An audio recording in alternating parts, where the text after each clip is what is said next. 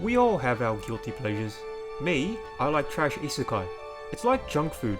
I know it's terrible, but sometimes I just want to turn my brain off and indulge in yet another reincarnation into yet another world. Luckily, I'm spoiled for choice. There are a lot of isekai, like seriously a lot, and probably as a direct result of this, there are a lot of really weird ideas, like that time I reincarnated as a slime, or a vending machine, or Yamcha. Now, while there are some legitimately good isekai, most of the genre is straight up trash, but this doesn't seem to stop the industry from constantly pumping out the damn things. Today's question then, what's the deal with trash isekai? Or more precisely, what makes trash isekai as a genre so appealing?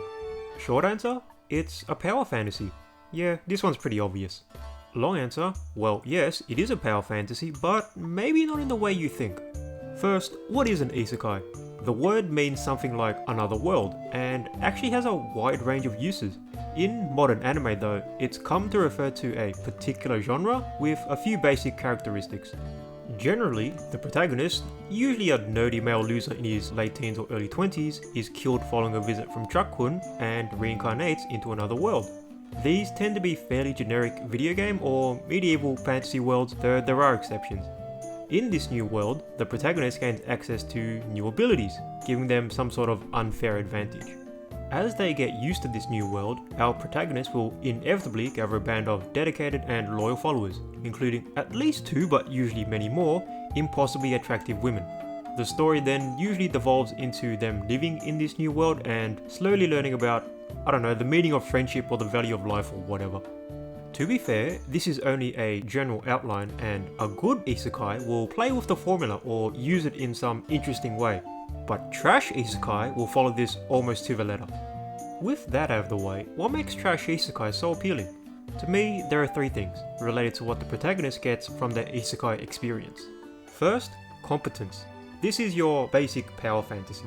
As a general rule, an isekai protagonist doesn't reincarnate as their old self, but as an idealized Chad version with extra perks. Being super strong, having high level magic, and knowing more than anyone about how the world works are fairly common. Oh, and being attractive. Our protagonist will also gain skills that are rare or straight up game breaking. These are generally unfair advantages, as no other character can reasonably expect to gain these powers. Seriously, a lot of titles straight up have cheat in them. As an example, let's look at Rimuru from That Time I Got Reincarnated as a Slime. To be fair, this isn't exactly what I would consider a trash isekai, but it's a series that a lot of people have seen, which illustrates things rather well. Despite reincarnating as a theoretically weak slime, Rimuru gets the skills Predator, which lets him absorb skills from others, and Great Sage, which is like having access to a walkthrough of the world, which kinda hacks. Here, the protagonist is given ridiculous amounts of personal advantage. In other words, they gain the superpower of superiority. They are just better than everyone. The appeal is pretty obvious. After all, who hasn't dreamed of suddenly becoming better than everyone around them? However, the power fantasy goes beyond what the protagonist becomes capable of doing. Most of the time, it also extends to how the world reacts to them and how the people in this new world treat them. This brings us to the second point. Isekai protagonists tend to attract followers for no particular reason. Everybody just seems to like them. As a general rule, they'll have girls falling for them left, right and center, and they seem to be able to get along with just about anybody. Go a little further and it isn't uncommon for isekai protagonists to end up in high social positions, or straight up becoming the ruler of whatever world they find themselves in. Rimuru, to use him again, randomly makes friends with a legendary dragon for no real reason, and quickly becomes the ruler of an entire country.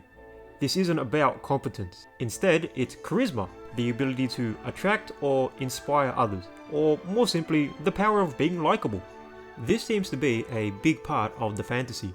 Most isekai protagonists were losers in their old lives, with very poor to absolutely zero social skills, and few, if any, friends. In the new world though, everyone likes them. In short, the protagonist goes from being a loser to not being a loser. What's amusing is that generally, personality-wise, isekai protagonists don't really change all that much. They're still awkward and unsociable, but this doesn't seem to matter anymore. You could say that this fulfills a desire to be accepted for who you are, with the people around you finally coming to see your inherent worth. Realistically though, isekai protagonists just want to be popular. Either way, it's a big part of the appeal, having people like you without having to put in any effort to change yourself. This brings us to the final point. A lot of isekai protagonists get tagged as Mary Sues. I'm not going to say that this is wrong, but let's have a closer look. Generally, a Mary Sue, regardless of gender, is understood as a character that's overpowered or too perfect, and most isekai characters do fit the bill, but there's more to it than being perfect. Literature Devil has a really good definition.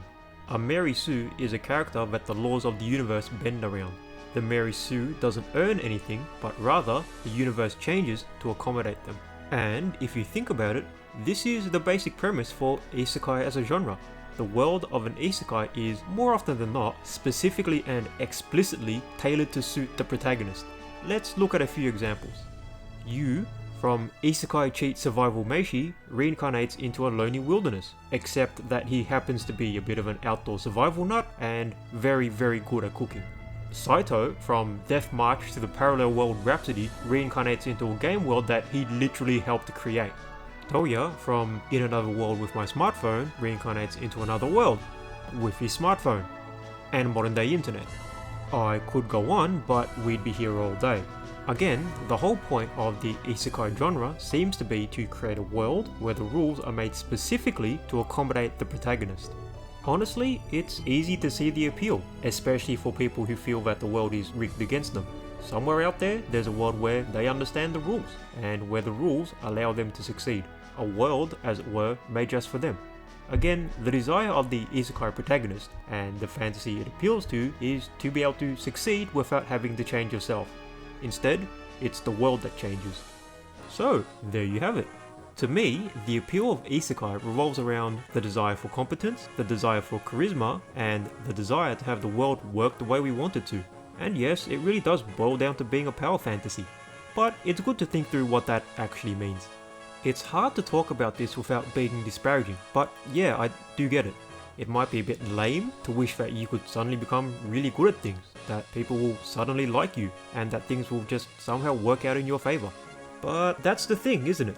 It's an appealing fantasy, especially if you don't have those things in your normal, everyday, boring life. If you feel incompetent, isolated, and unfairly treated, is it wrong to wish for something better? At the end of the day, it's just a fantasy, a way to step away from the world and just indulge for a bit. And hey, if you like that, all power to you.